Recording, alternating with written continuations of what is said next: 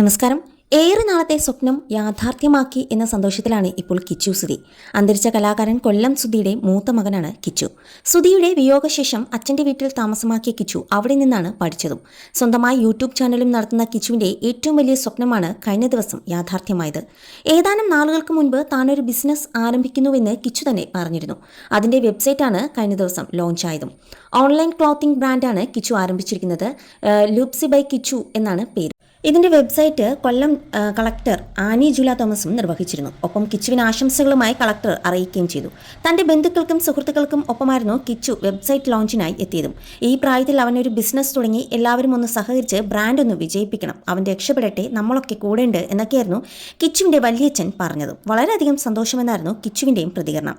കിച്ചുവിൻ്റെ തുടക്കത്തെ പ്രശംസിച്ചും പിന്തുണച്ചും നിരവധി പേരാണ് കമൻറ്റിലൂടെ രംഗത്തെത്തിയതും.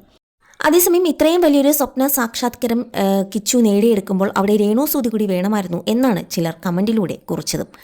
രേണു 11 വയസ്സ് മുതൽ 18 വയസ്സ് വരെ കിച്ചുവിനെ നോക്കിയത്, അല്ലെങ്കിൽ രേണുവിൻ്റെ ജീവിതത്തിലേക്ക് കൊല്ലം സുധി കടന്നു വന്നപ്പോൾ തനിക്കൊപ്പം എത്തിയ ഒരു ആളായിരുന്നു കിച്ചു സുധി. അപ്പോൾ 11 വയസ്സ് മുതൽ 18 വയസ്സ് വരെ താനാണ് നോക്കിയതെന്നും, അപ്പോൾ ഇത്രയും വലിയൊരു ജീവിതത്തിൽ ഒരു വഴിത്തിരിവുണ്ടാകുമ്പോൾ അവിടെ രേണുവിൻ്റെ സാന്നിധ്യം കൂടി വേണമായിരുന്നു എന്നുമാണ് ചിലരും കുറിച്ചത്.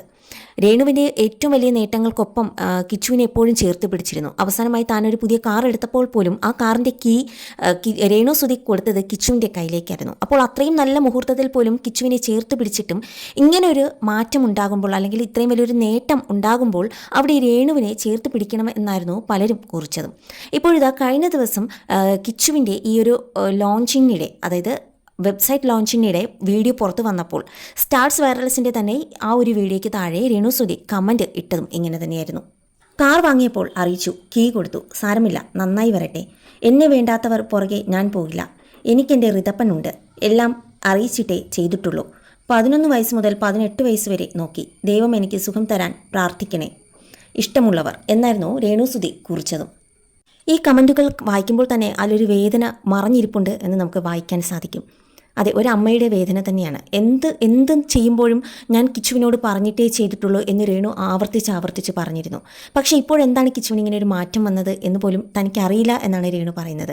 എന്തായാലും ഇപ്പോഴും തൻ്റെ ഒരു മകനെ പോലെ തന്നെ കിച്ചുവിനെ കാണുന്നു, കിച്ചുവിന് വേണ്ടി പ്രാർത്ഥിക്കുന്നു. കിച്ചു തിരികെ വരുമെന്നും ആ ഒരു മനസ്സ് ഒരു സന്തോഷത്തോടെ അത് നോക്കിക്കാണുന്നുമുണ്ട്.